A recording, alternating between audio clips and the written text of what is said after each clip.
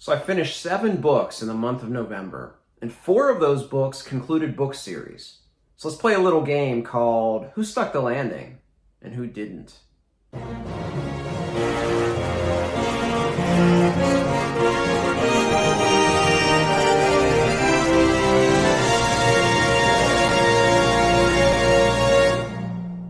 Hey everyone, and welcome to my November book roundup. I'm going to share with you short reviews and ratings for the 7 books that I read this month. 4 conclusions to the book series, 3 different genres. It was a pretty good month. I'm going to answer that question for each book series that I finished. Did they stick the landing or not? I will put chapters below if you want to skip certain genres or skip certain books. Just make sure you skip ahead to the end and you see my book of the month because it is a strong, strong contender for my book of the year. So let's get started first with a work of crime fiction that was a new release this month, and that is Desert Star by Michael Connelly. So Michael Connelly is the author that I always say is the most consistently great author that I've ever read, and this book does not change that. This is about his 38th, 40th book, something like that, and every single one of them are good. In this book, we have Renee Ballard, who makes her 5th appearance in these Connelly books, along with Harry Bosch in his 30-something appearance in these books. And Ballard is in charge of this open unsolved unit, where she's opening dead cases, and she asks Harry, who's retired from the LAPD at this point, to come in as a volunteer to help kind of close some of these open cases. And the big case in this story has to do with a city councilman's sister who was killed, and they never solved the crime. So the way that she gets Harry involved is she gets him to help with this case in exchange for her helping him with the big case that he left unfinished when he retired, which was the murder of an entire family. And Connelly's gotten really good at kind of this dual A-story, plot structures. I'm not really sure how many other authors have done this in this genre, but he does it very, very well, where both plots seem very important. Both cases seem very important. Even though one of them was solved halfway through the book, it felt like an A story. Now, I didn't feel that Desert Star had quite the thematic depth as the earlier release this year, The Dark Hours, that Connelly released, I think, back in May or March, I don't know, earlier this year.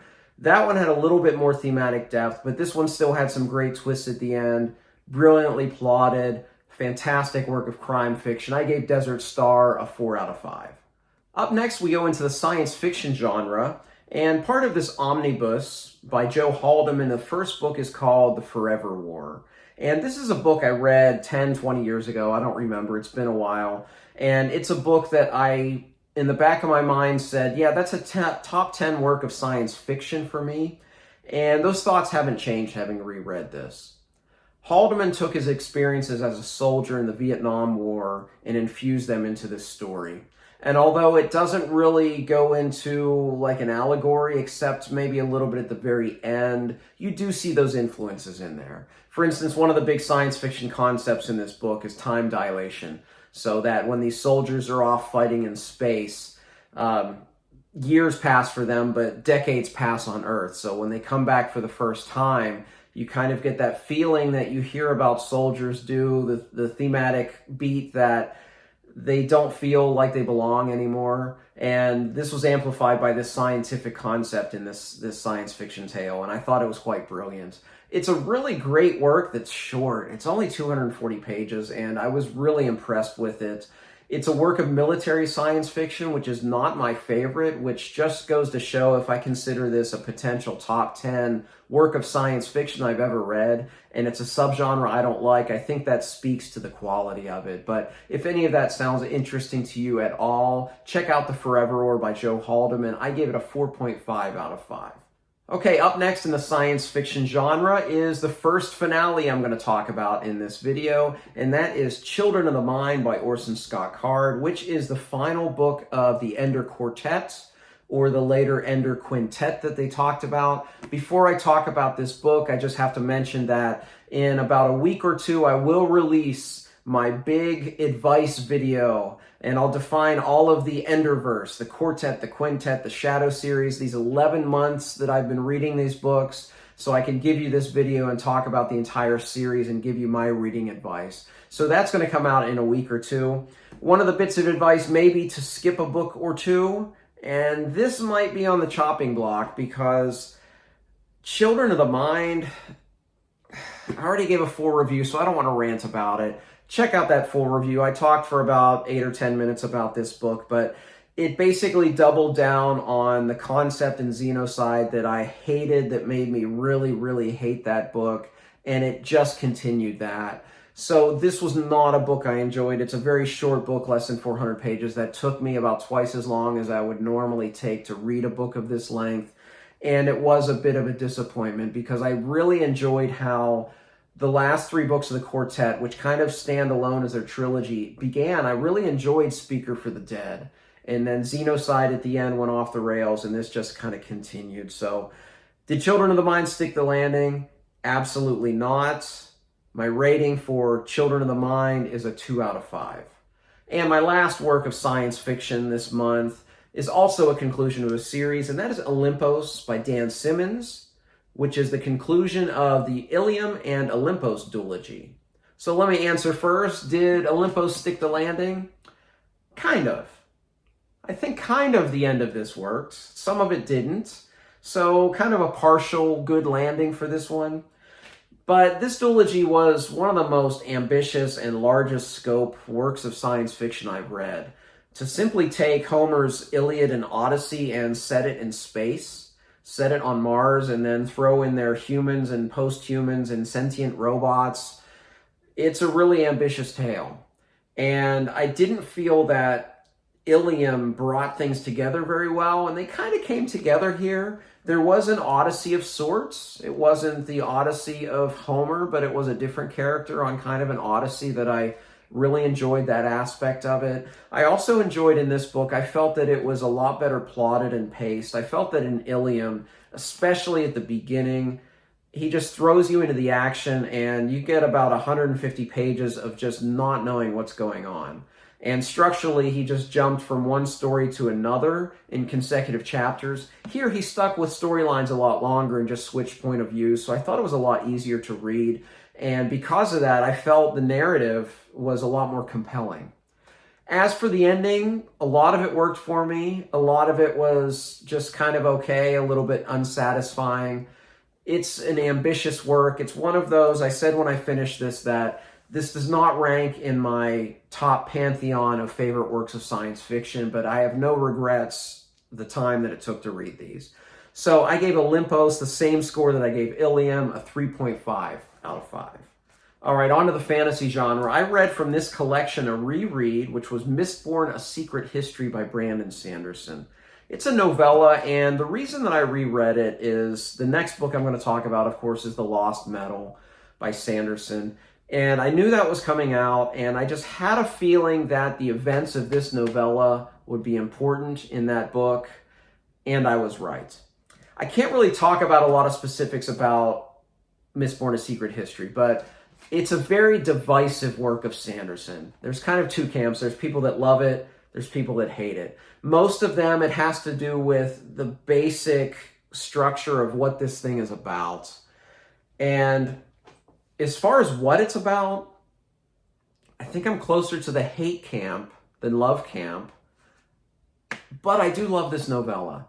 And part of it is just playing on my own nostalgia because Mistborn: A Secret History revisits the first Mistborn trilogy from a different perspective. It revisits a lot of the events, a lot of the characters, and I really love it. Even if I don't like the concept behind it, it's one of those concepts that, when not done well, can be trouble. And I won't say that he doesn't do it well here, but even so, it's a concept that he's not done. I'm being purposely vague because you need to read it to understand what's going on. Read and find out, as they say. But I really enjoy Mistborn: A Secret History. I gave it a 5 out of 5. I guess I'm a sucker for the nostalgia that Sanderson put into this for the first Mistborn trilogy. All right, the next one in the fantasy genre, also by Brandon Sanderson, new release this month, and a series finale, was The Lost Metal which is the fourth and final book of Mistborn Era 2, the Wax and Wayne book. So let me just answer first. Does Sanderson stick the landing? And I say for the most part, yes, he does stick the landing. Now, I do have some criticisms of this book, and I am going to warn you, I'm going to talk longest about this book of any of the books on this video today, because I have a lot to say about it. I was going to do a full video, but work has been crazy, and I haven't had time, so I'm putting it all here. If you don't want to hear me talk about Sanderson, skip to the book of the month. But let me talk about The Lost Metal, because a lot of it was very good, but I have some truly grave concerns for Sanderson's work in the future and whether I will continue loving this author like I have so far. So let me first talk about what a book series finale is supposed to do. It's supposed to wrap up what the trajectory of the series has been doing. So we have had essentially the first 3 books of this series have been about 4 characters, Wax, Wayne, Marasi, and Steris, and kind of their journey in this landscape that is kind of a quasi-Western and fantasy mashup, which I've enjoyed quite a bit. And it has been building into bigger things. You know, there are gods involved, and it does get bigger than just this little Western fantasy thing. But it was still kind of a smaller, slighter tale until this book. And that's my first criticism of this book, is it did not feel like Wax and Wayne Part 4 as much as the Greater Cosmere Book 1. Now, I know most reviewers have been raving about that. And I get it. If that's your thing, the Greater Cosmere, you probably love this book. I haven't seen a lot of detracting views, so I know I'm one of the only ones, even though I still gave it a favorable rating. This felt like a Cosmere book, but it did not feel like the conclusion to Mistborn Era 2. And that was one of the inherent problems for me with this book, is I wanted those 4 characters' story wrapped up. And he does it. But in the middle of this book, I would estimate like 30% in to 80% in, it was all about the Cosmere. And I think it detracted from things. There's one aspect of Sanderson's writing that I've always been critical, even though he's probably a top 10 author for me. A lot of times he gets really excited about something and it's just word vomit at you, and he's repetitious with it. And there's so many times in his books where I'm like, Brandon, stop. I understood your magic system the first 11 times you told me. You didn't need to tell me a 12th time. And that's what I felt here with all this Cosmere stuff.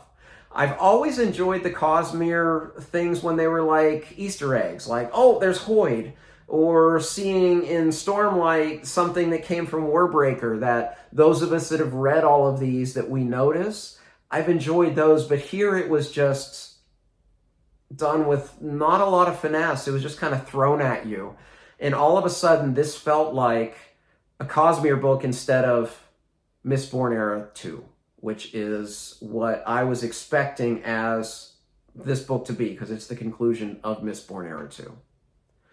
So I had problems with that. It really reminded me, and I know that Sanderson's trying to make this literary MCU, but it reminded me that as soon as we got an Avengers movie with MCU, every movie after that felt like the Avengers.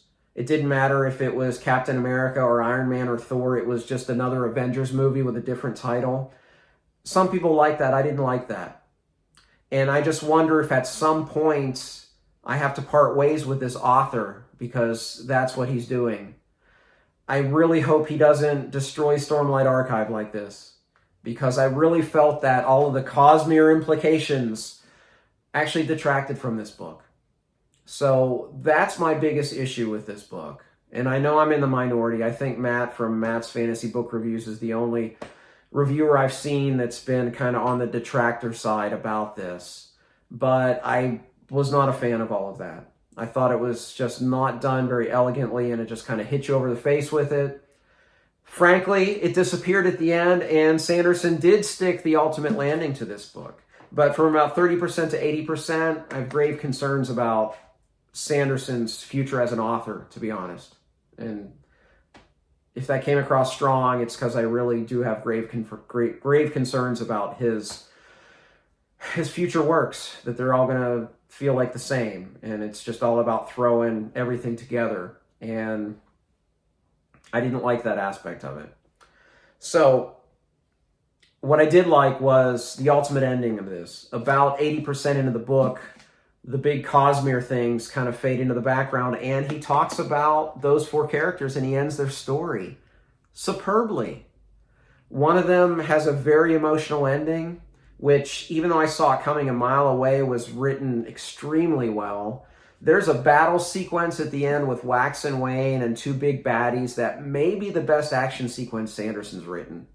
It's so well done, so clever, so inventive. Just reminds me just the imagination this author has, and that's what's always drawn me to him.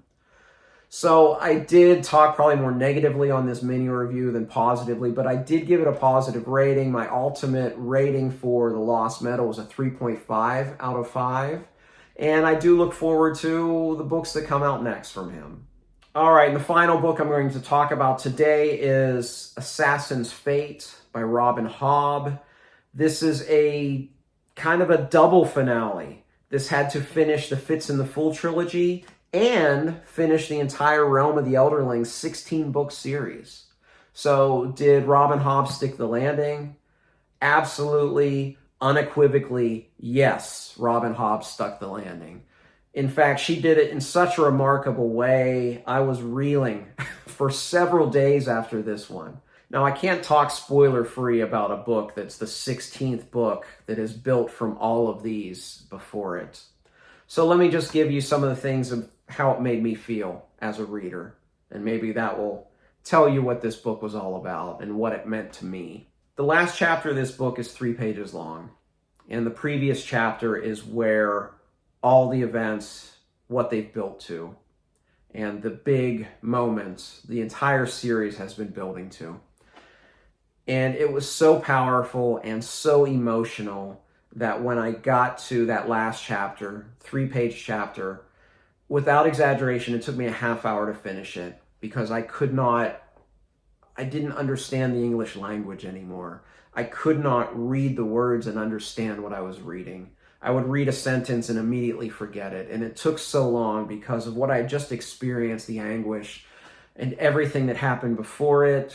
It just kind of, to use a term I never understood until this book, it emotionally wrecked me. I've never understood that term in terms of literature before. And I understand it now because Robin Hobb certainly does that to you in the penultimate chapter of this book. When I finally got through that last chapter, I was still reeling, of course, and I was just trying to process everything I had experienced, not just here, not just Fits in the Fool, but in the entire Realm of the Elderlings. I actually asked myself the question if I want to read anymore. Because at that moment, I felt that I might have reached the pinnacle of literature. And that may sound like hyperbole, but I actually had that inner thought. Because this was easily the most emotionally moving thing I have ever read. There's not been a work of literature that has done for me on a core human value system as this has. I've said it before, you might have seen it. I think I talked about it when I did the live stream with Derry and Matt and Jimmy and Scott. There's been 2 truths in my life as a reader. And the 2 truths are this. For the past 30 years, The Lord of the Rings has been my favorite book series. And Stephen King has been my favorite author. And right now I'm questioning both of those things. Because Realm of the Elderlings and Robin Hobb are both certainly contenders for both of those titles. Are they number 1? Stay tuned next year. I'm going to do a bunch of top 10 lists.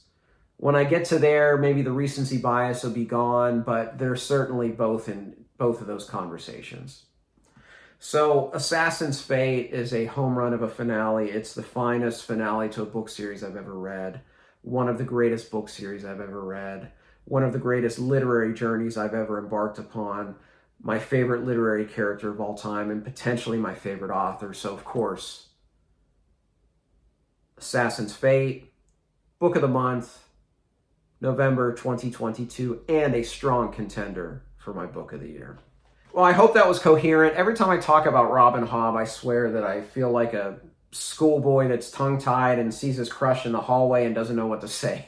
That's what I feel like when I talk about a Robin Hobb book. But anyway, I would love to hear your thoughts on any of these books, especially The Lost Metal, because I know my opinions are probably different than most of you, but those were my thoughts. I'd also love to hear what your book of the month was in November. I know this is coming out a little later in December than I would like, but work's been crazy. So if you like this video, please like and subscribe. Also, find me on Twitter and Goodreads. I'd love to interact with you there. As always, thank you for watching. Until next time, goodbye.